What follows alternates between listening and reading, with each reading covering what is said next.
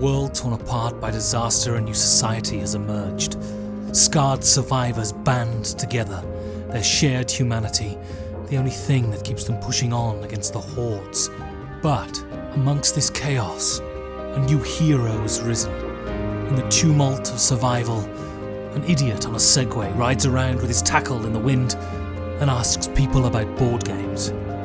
This is The Guild. Starring Ben Maddox as the whiskey sitter and Nick Mariner as the man who certainly won't have you shot. Will a guest finally lose patience and kick Ben in the knackers? Does he even have knackers? Do the Americans listening to this have the faintest idea what I'm talking about? Write in and tell me what you think knackers are. It's probably what you think it is, to be fair. Why am I forced to do this every fortnight? Thank God, I don't have to listen to the actual show. Now, you're gonna have to forgive me that I haven't filled out the requisite forms, but during the fall, I lost the ability to write. So now I understand you're a very important man, and I understand that my future hinges on your assent, but please, can I have some booze? I really need a drink. Well, I'm glad you brought it. I mean, it's sweet of you to bring it up. I'm sorry about the guy at the front, by the way. Nelson, the door guy. He's a tryhard. I know that he roughed you up a little bit. I apologize. You know, frankly, the third finger up my anus was fine. Yeah. It was the fourth one that was just a step too far, I thought. You know, he tries so hard. He got to be part of the group when, we raided his whole village, and I promised his grandmother as her dying wish that we'd take care of him. So he smiles a lot, so he seems kind of a nice guy, but he gets a little zealous in the one thing I've asked him to do, which is watch the door. So I apologize for that. I feel like we got off on the wrong foot here. Well, it's wonderful that you gave him the last of the radioactive steroids, so he's 15 times the size of a normal human being. Because if anyone ever comes here, because I don't know if you've actually been in the compound yet, but I mean, most people are on the verge of starvation, and if I just look over your shoulder here, crikey! Yeah. I mean, there's marrows. You've got a whole acre of peas. Yeah, sure. And is that ostriches running around in the background? Well, it's a little experiment we're running. We're trying to see if we can get them to have a third leg. And that's just a little thing we're toying around with to see if they can get faster, because we're experimenting with a new kind of attack bird. Okay. And that seems like a thing that we might have going. But yeah, I'm not going to go down to the compound. Why would I go down to the compound? Like, everyone down there is dirty and gross. Well, look at you. You wearing a smoking jacket? Yeah. And a smoking dildo. I mean, it's an incredible look you've got going. I had this crown craft made from the bones of one of our most reticent tribes that we had to conquer. This took weeks of work from my craftspeople, but it's heavier than I thought it was going to be. I'll be honest.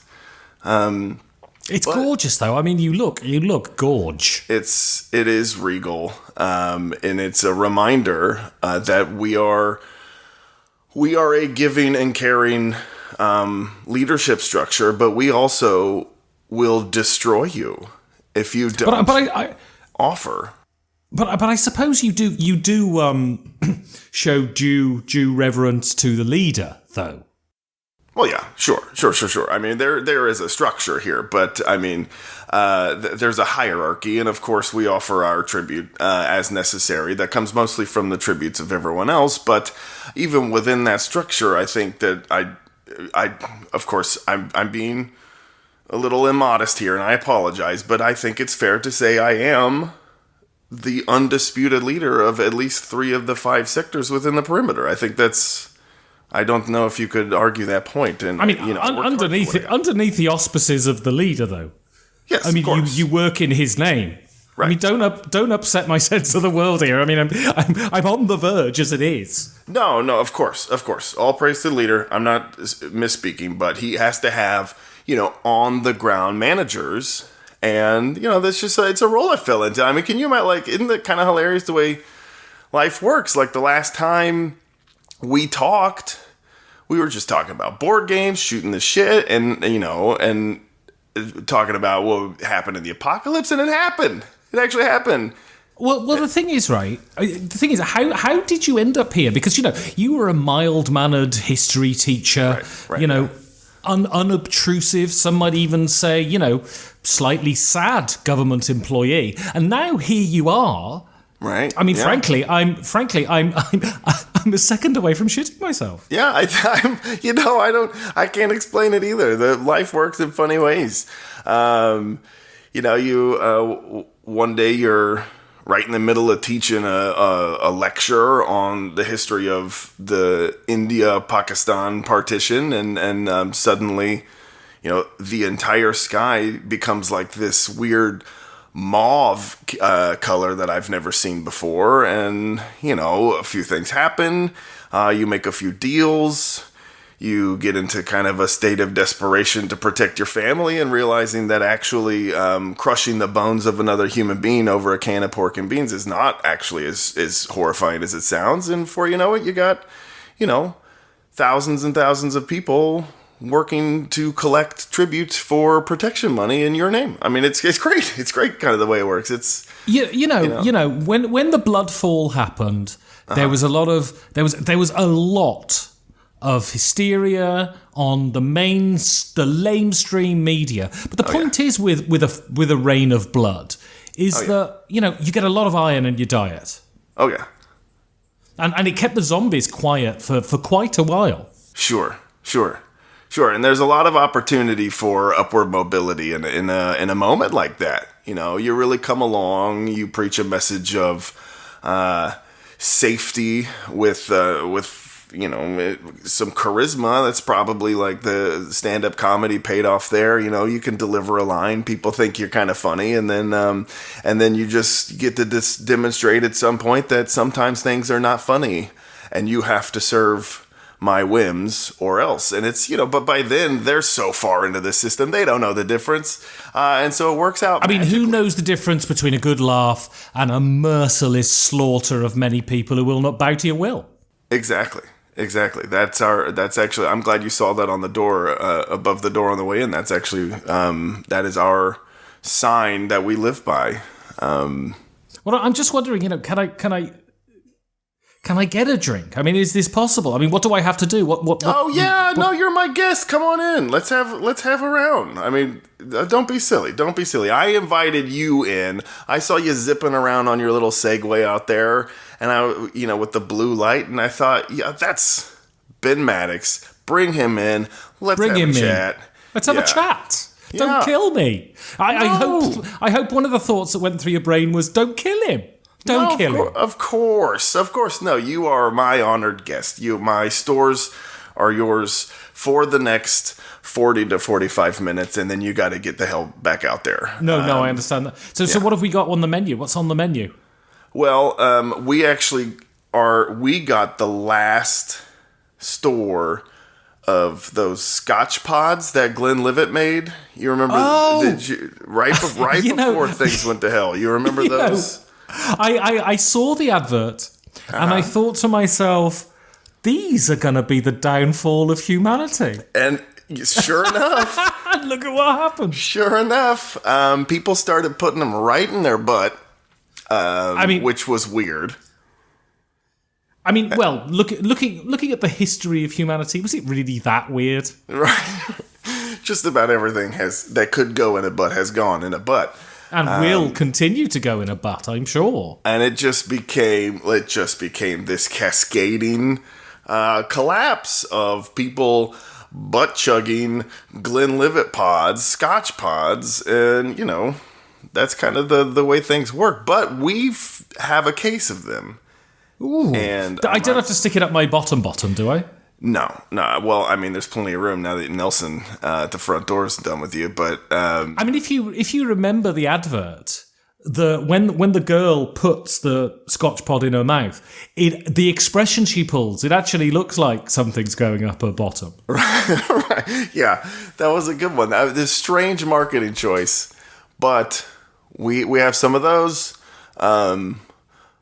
I've also got a. So Jenny, can we do that again, please? Okay, can we do that again? No, your performance was great, Jenny. It's just I'd prefer it if it looked like it was going up your ass more. Right. Okay. Right. Yeah, that expression. Yeah, great. Okay, right. Brilliant. And rolling, Jenny. It needs to be part alarm and part satisfaction, and that's the exact look we want when somebody puts one of these in their mouth. Or up their bum bum. Well, I mean, right. as you mentioned it, I do go around on a segment. I don't know if you're familiar.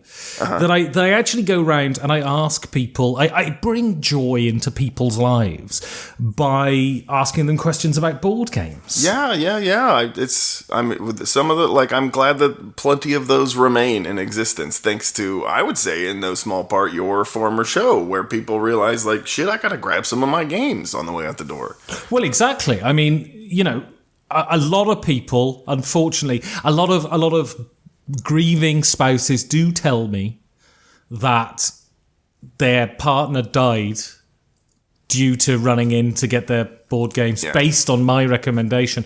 But what's more grist for the mill is more love for the leader. So, you know, in the end, it works out, doesn't it? You know, it's that's just Darwin. Like, that's just all that is. And I'm pretty excited. I grabbed mine. I'll tell you, I went back and thought about my list from years ago when we recorded. I was 4 for 5 on what I grabbed. It was Seasons didn't make the cut, but I grabbed the other 4, which I thought. And what else was included then? So I grabbed a copy of London, which I loved. I grabbed most of my Civ building games because I just couldn't stop laughing at the hilarious irony of having a Civilization building game at the very moment that Civilization collapsed entirely. And also, there's this assumption in Civilization games that we're in this constant forward motion that will just get better and better. And, you know, with Donny T and Brexit and Glenlivet up your ass pods, I mean, it was never going to happen. We should have seen the signs. No, and that's one of the things I find so interesting about the Civilization building games is that it's what we call this teleology of progress. Like, I'm able to tell the story of history as one of upward progress because I can see all of it from start to finish, and you're sort of telling the story from the beginning because you know what the ending looks like. So is teleology the study of hot beverages? Yes, it is. It's when you talk about history, but you have to be drinking Earl Grey. It is specifically Earl Grey. And now that is a controversy within the discipline, but I am on record as saying if it's not Earl Grey, you can't possibly call yourself a teleologist. Well, I heard there was a small community of teleologists in the compound who were drinking oolong whilst doing it, and you had them mercilessly slaughtered. That was the rumour. Oh, no, I'll verify right now. That's not a rumor. We had an entire show of it. Examples have to be made sometimes. And, you know, you said I was a mild-mannered guy. I feel like I'm still a mild-mannered guy.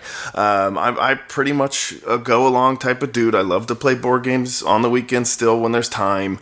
But have you ever lost since you came into the compound? No, of course not.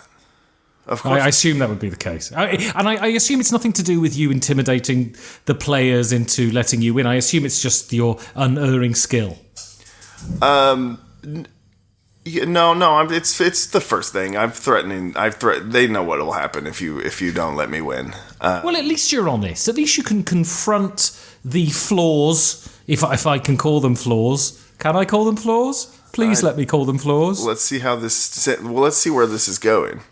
Anyway, back to the topic. You were getting into this. You were talking about making tea and all of that. Right. And so I was going around asking questions. Why do we play Civ games? So yeah, get back onto it. Why do you play Civ games? Is it the exertion of control? Is it wish fulfillment? Is it just the fascination that we have with our own species? Interesting. Well, I know why I do. Like, there's a couple reasons I do. One is that my former life, I was a world history teacher. And so I have most of the time a connection to the story that's unfolding. I like to tell the story of my society as it develops, and especially when you're playing these Civ games, like Through the Ages is obviously the grand champion. When your society starts to develop in ways that are interestingly like contrary to the arc of history, where I have, say, like a Mongol leader, but I'm building some of the great wonders of Europe or wherever. And to try to tell the story, like the historical narrative of how on earth do these pieces fit together. Like, for me, that's a really fun part of being, as a former historian, a fun part of playing these games, to kind of to have a laugh at the various parts of history that have come together to make up your society. So that's part. Do you enjoy the counterfactual? I think so. I used to be adamant against that as an intellectual practice, that a counter history to show what might have been, and I never saw the value in it because it's not what happened. So why do I care? Like, I want to tell the story or the analysis of what did happen, because why a story of what could have happened is irrelevant. But I've found that to actually be a pretty useful exercise with when I was with my students. That was actually a kind of a fun thought exchange on like what ways could the United States have avoided a civil war? What needed to happen for them to maybe not fall into secession and civil war? And so that's another thing that the games do, which is fun, is that they present, like, let's say, Twilight Struggle, for instance. Not necessarily a civ building game, but it's a historical game in which the Cold War could have played out radically different depending on the skill of various players and the moves that they choose to make. And I find that interesting. Like, oh, here are the circumstances in which you could have seen the Soviet Union take over all of Europe. I do find that fun. I mean, it's an interesting thing. I mean, this conversation is going to center around Through the Ages Through the Ages.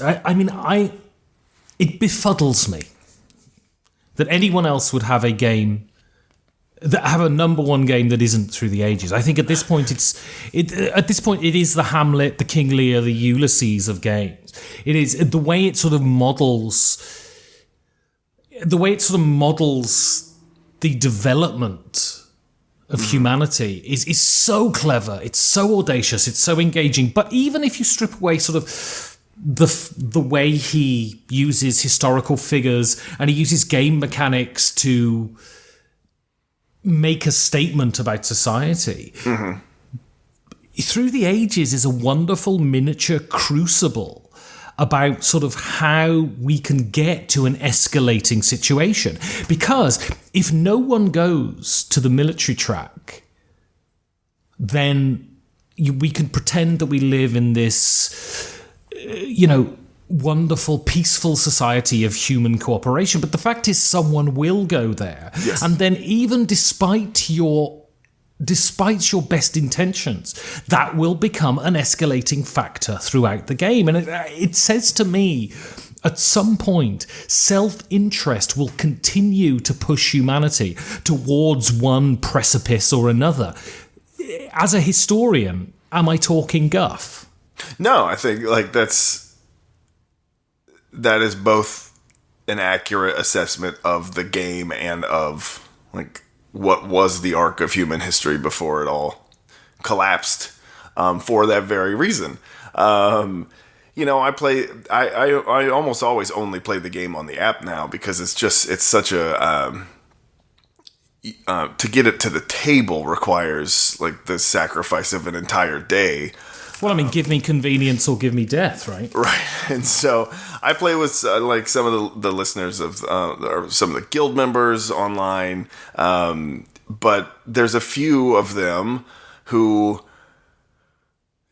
especially in a 4-player game, like military becomes a necessity. You cannot win through the ages without at least competing in the military. And often it's not because you're getting attacked all the time. It's because all of those middle cards, those ages 2 through like early 3, they give awards, or they give rewards for people who are leading in military, and they give penalties for people who are behind in the military. So you can even have a game where you're not openly attacking one another, but to be consistently trailing on the military track is costly regardless. But you know why Vlaada Chvátil is so brilliantly mischievous there?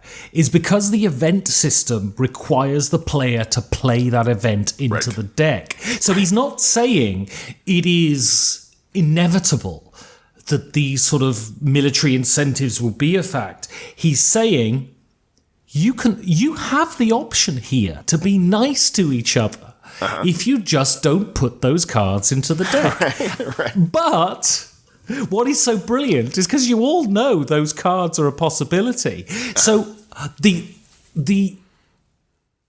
preemptive strike is such a factor in Through the Ages that it makes this inevitable. And the way it sort of is such a brilliant analog for the way the human mind works is simply astonishing, I think. Yeah. And I like, when I think about some of the other Civ building games that I really like, I've never seen one where the buildup of military isn't an option, or isn't an element of the game. Right.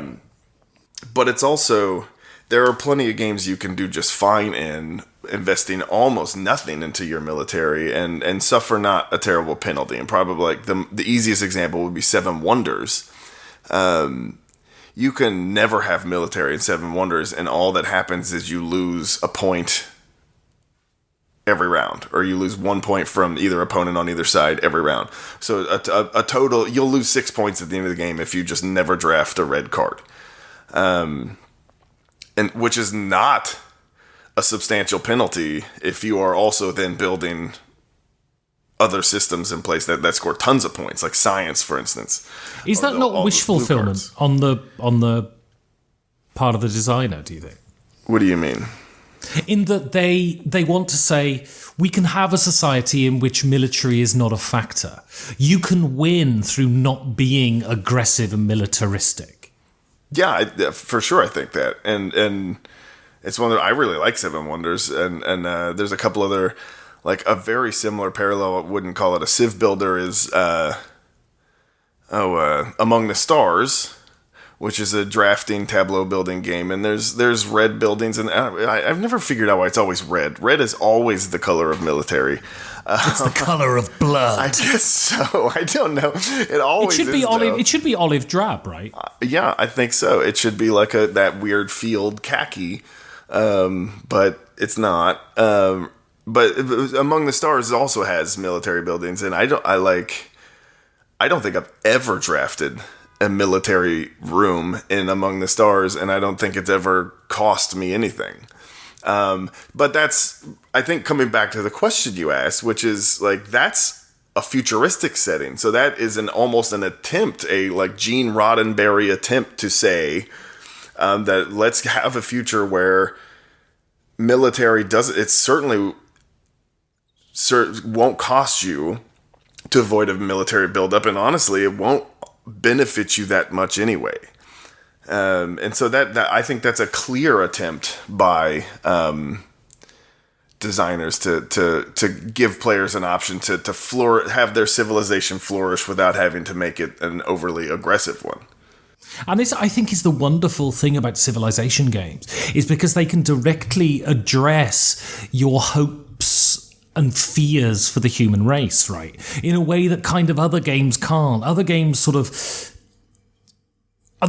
focus on sort of the present moment or small individual stories, I think, of holding on here. Whereas the civilization game needn't stop at the present and can go on into the future and say, okay, all of this was all of this was a rehearsal for this wonderful utopia that we are going to create in the future. I happen to believe that it's probably not going to happen until we get onto the next stage of evolution, but it's the Civ game seems to me to be one of the easiest ways in which a game designer can put forth their own views of the world, right? Yeah, absolutely. And I think that's an interesting thing to think about, topic to think about, given the current reality that we're facing here in the apocalypse. Like, if Through the Ages had an age 4 or age 5 that projected out, it would be a catastrophe, because at that point everybody's got tanks and fighter jets, and it hasn't created a world where things just stop and suddenly we've hit utopia. It would continue in an arc of escalation almost assuredly, and we have to acknowledge, you are currently sitting in a chair that I made with my bare hands out of the bones of my enemies. Did you really make it with your bare hands then? It took me a while. I had to it's hard because you can't Google things anymore. That's true. So I know it's uncomfortable, and I apologize. I would never say to your face that it was uncomfortable. Well, no, and I recommend you do not. But I'm acknowledging, even if I was sitting on the sharpened jawbones of an ass, right? I wouldn't say it. So I have lots of time for crafts works now, and so I whittled away at it for a while, and I know it's not like a great chair, but I'm proud of it because I made it. But it is also a reminder that civilization stopped existing. There is an actual end point to a world in which we create structures of conflict and power and tension among nations, and especially as we arm ourselves to the teeth with more and more of the deadliest weapons. I think one of the things Through the Ages will help us understand is that doesn't actually hit a plateau where then suddenly everything is perfect world. The end of that story is now provably a pretty bad one.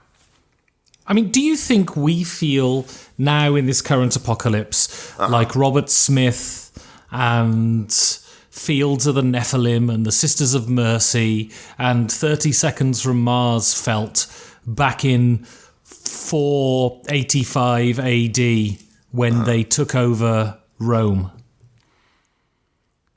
You mean you think that we... do you think the Goths felt that civilization was at an end? Or do you feel that they thought, no, this is decadent and we are bringing a new type of civilization to the world? Or do you think they just thought, yeah, man, gotta write some A minor chords? Right. I think, probably they did what Rome had done so many places and in so many ways before them, and on the British Isles or against Gaul. Here is a thing that is vulnerable to an extension of our people, right over the top of them. I probably doubt it was any more thinking than that. We actually can just crush. For our own self-interest and against all common sense, we will overturn this beacon of civilization. And so it's very much like the mindset of people who vote for Trump and people who vote for Brexit. Yeah, absolutely. I was speaking to Isaac Shalev, Ender 7, and I know you know him. Oh yeah. And he said to me, I'm not going to do the accent, I play Civ games because I really enjoy tech tree mechanisms. I'm endlessly fascinated by how designers represent various aspects of history and society through mechanisms. For example, In Through the Ages, it's pretty clear that Chvatal is unimpressed with religion. Moses' power isn't based on leadership, divine revelation, or law-giving. It's based on the statement in Exodus that the Israelites were fecund and multiplied greatly. Moses makes reproduction cost less food. Religious buildings produce little culture, but prevent civil unrest. The opiate of the masses made a mechanism. This, despite the fact that most human art to date has been created or inspired by religion.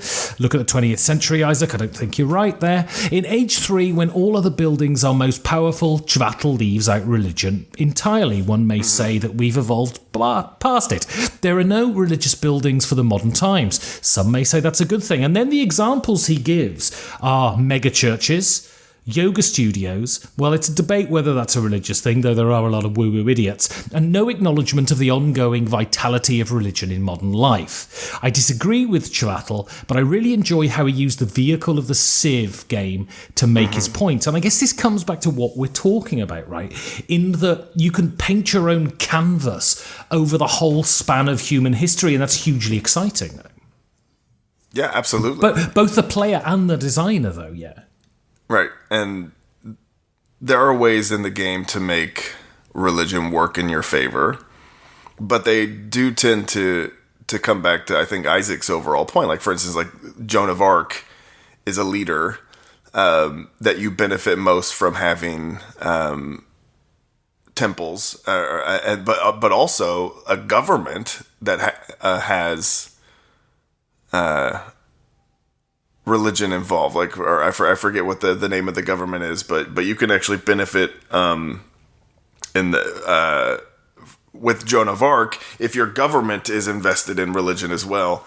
And then there's a new card in the expansion where you can set up a government type called fundamentalism, and it has lots of great benefits, but it also gives you like a substantial science penalty, which is exactly, I think, what Isaac's observation of Vlada's relationship with religion is. That if you invest in a fundamentalist government, you can get all sorts of benefits, but it is a backwards, dark age ethical system.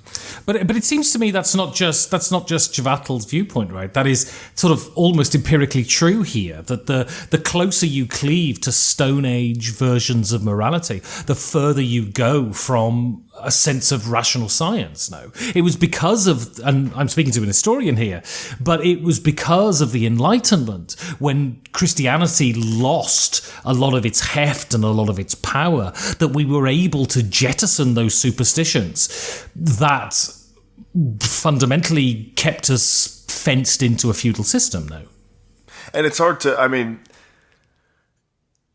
it's hard to speak on this idea of like a lot of the theoretical advancements going on about ideas around certain things like tend to be rejected through the language of like religious doctrine, which is silly because like I know plenty of Catholics, plenty of Christians, plenty of religious people who embrace scientific advancements on.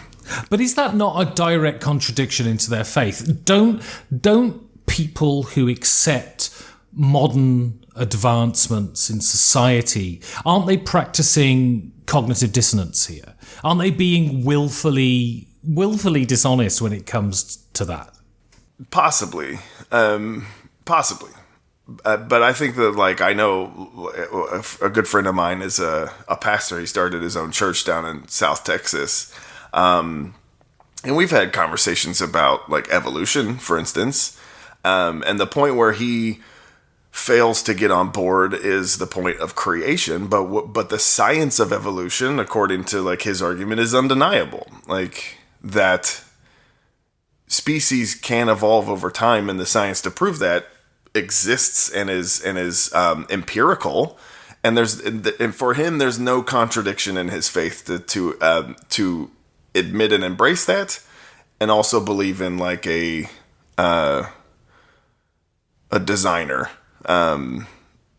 somewhere out there, right? Like, but stories of like where people come from. He's got his own theology. We're gonna go off now on a bit of a We are on a bit of a meander. But the fact is, it seems to me that that's hugely logically contradictory. So you say there is a creator, and especially if you couple it to this notion of a Christian God who is this overseeing person who invades our minds and controls our actions and dictates our destiny. I know I'm getting a bit Calvinist here, but nevertheless, the notion of that God saying, okay, I'll start at this point and then just let nature take its course seems like a logical contradiction to me.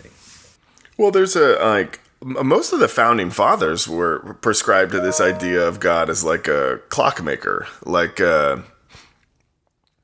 Right, but that's 250 years ago when our conception of science was much, much different. Our conception of the origins of the universe were much, much different. I mean, it's like saying, it's like saying, well, of course, Moses didn't believe in evolution. Well, probably not. These people are a product of their time, right? You need to work on the evidence that you're providing, though. Yeah. And my fundamental issue with religion is that its USP is that it's the inviolable word of God, and you're supposed to abide by the rules that God has given you 2,500, 4,000 years ago. And to contradict that is to contradict the word of God, and yet God will not interfere in people's affairs to say to them, oh, I've changed the rules, or the rules really are the same and you should really stick to them. And that's my issue. Running around, when Isaac talks about the vitality of religion in modern life, that's great if you're putting on yellow robes and you're dancing around and you're having a good laugh. The minute you try to stop women get abortions, or the minute you try to stop homosexuals getting married, then that becomes an issue, right? So where do you think that would fit in the context of, let's say, a game? Like, where you've got a late stage civilization built, is there a way to incorporate in a religious structure? Like, why is it purely because the Enlightenment that societies inevitably in stage 3 of through the ages become mostly scientific based as opposed to religion?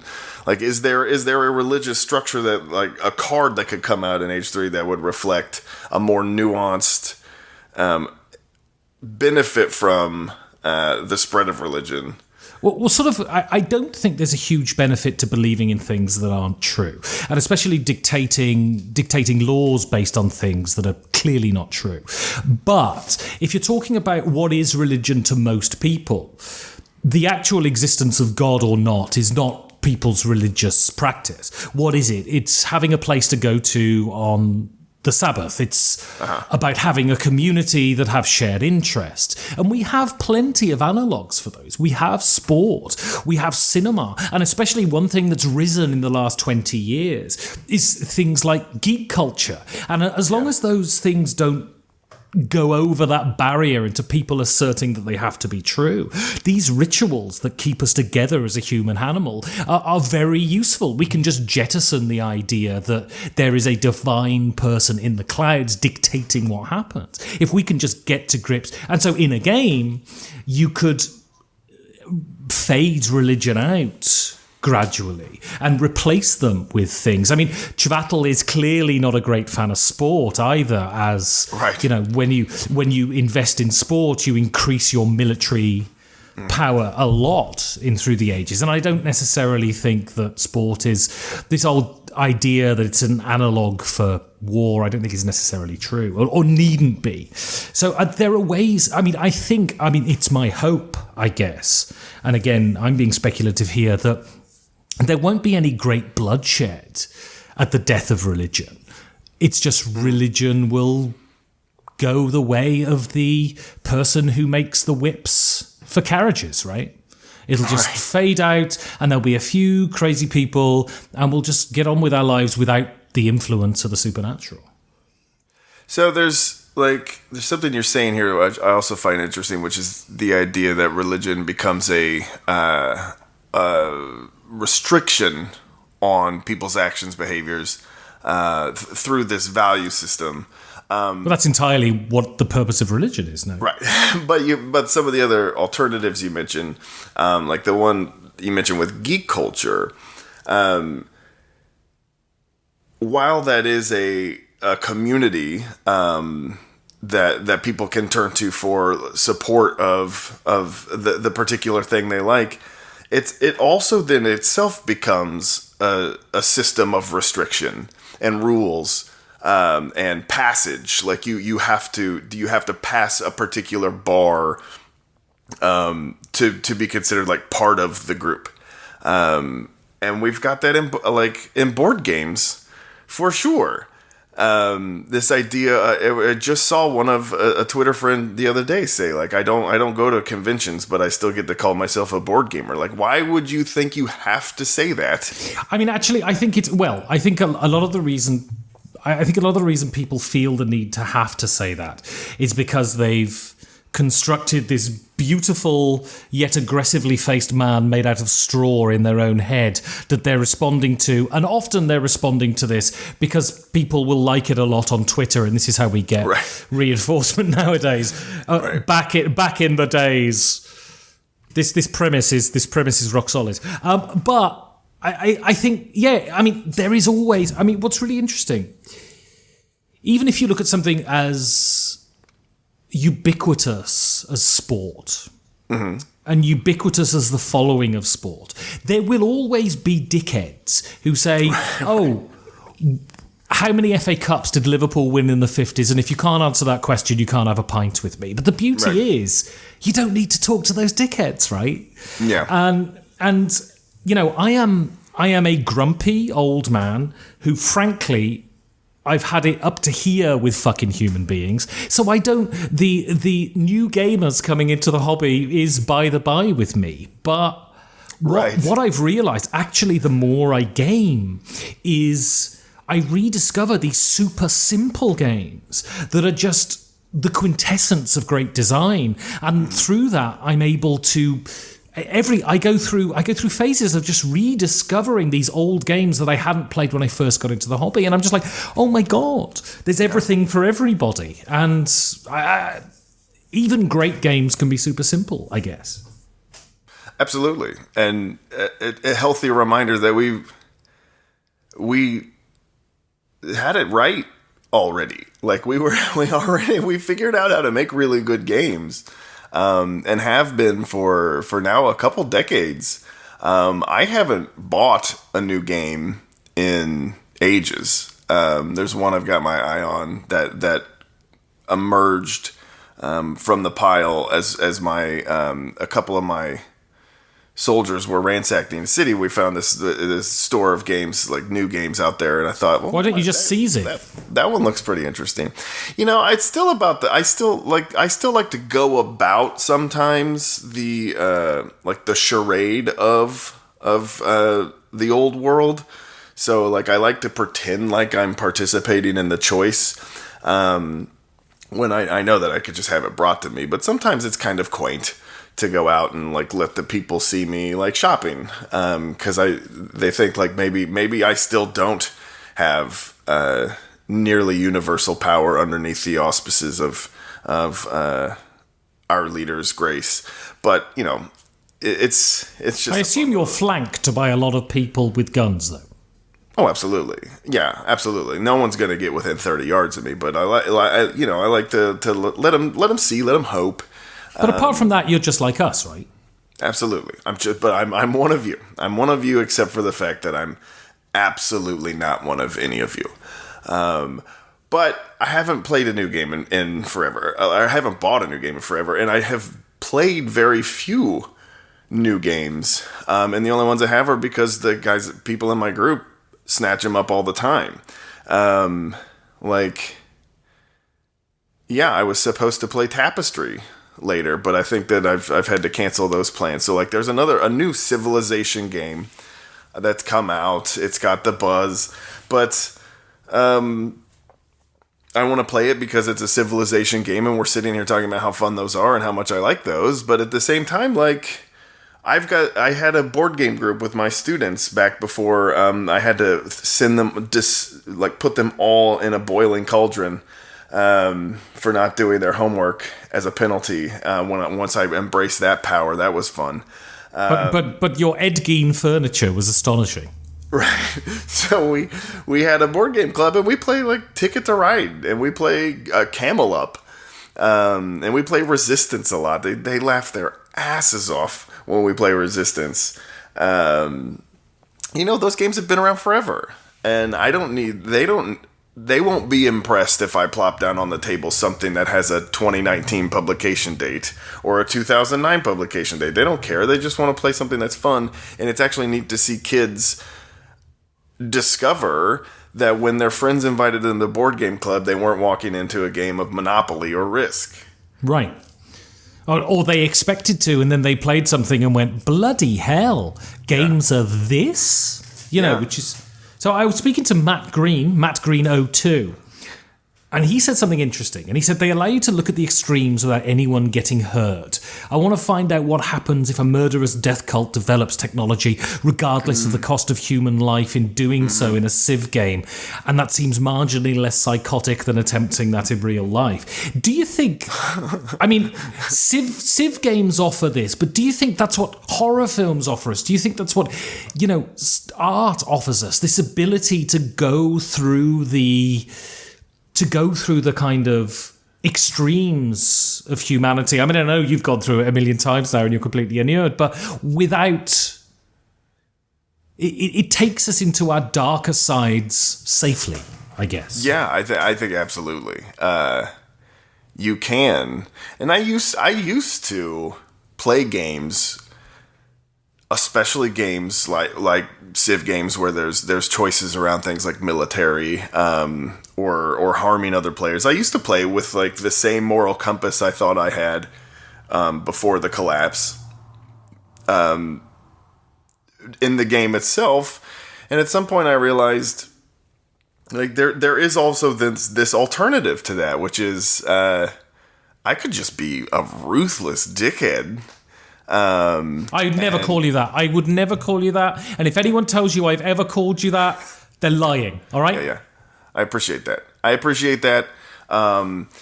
It's a title that's been, I think, earned at this point, but I don't actually let people say that to my face. So I appreciate that. But even in playing games, you could just be awful.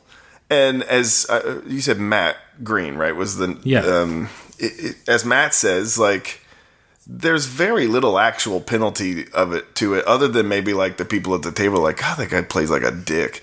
Like, we have, I think maybe I've said this before. We have a guy in our group named Greg, and he plays so aggressively that when someone else does that, we call it a Greg move. And like that's your only real penalty, is everybody just sort of associates you with doing whatever think you need to do to win. But you haven't actually invented the atomic bomb sitting at that table. You just played the card that did. I wrote a story once, so we've been talking a lot about this. I wrote a story once from the viewpoint of a fundamentalist Christian.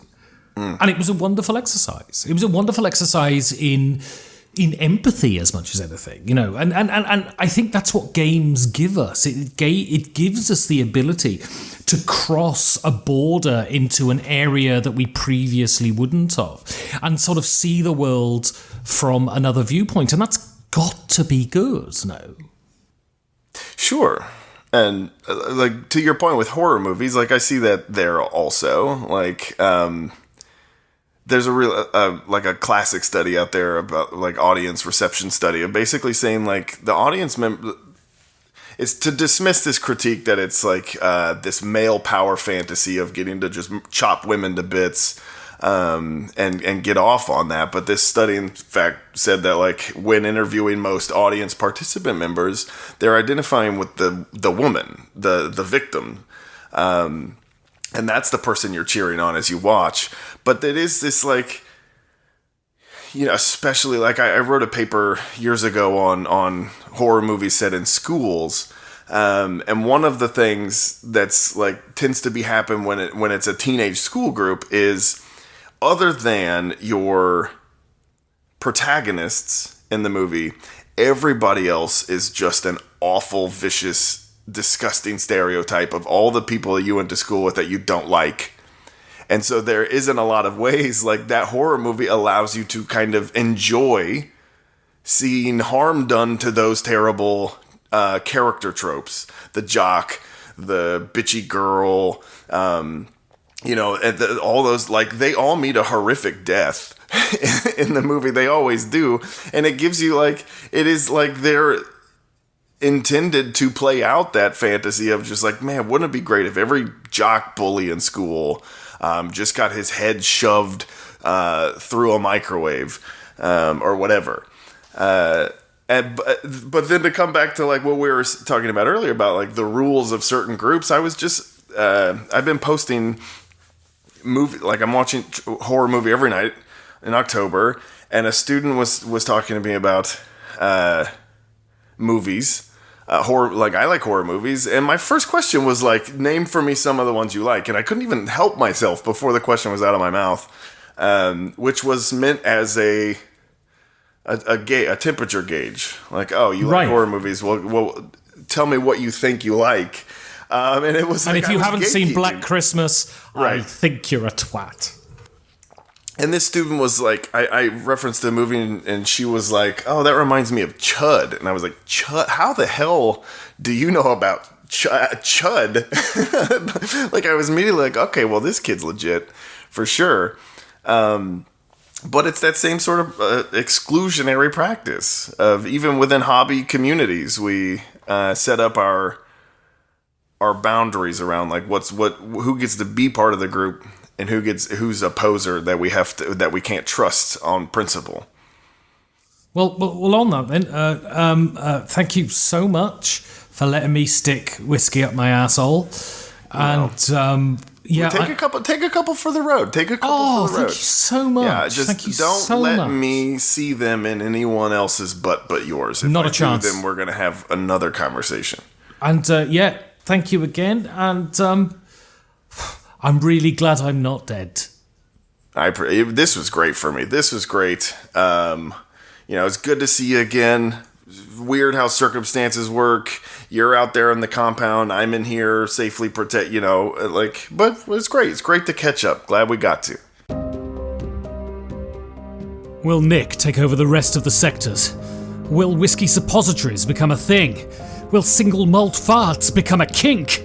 Find out in the next spirit-sapping episode of The Guild.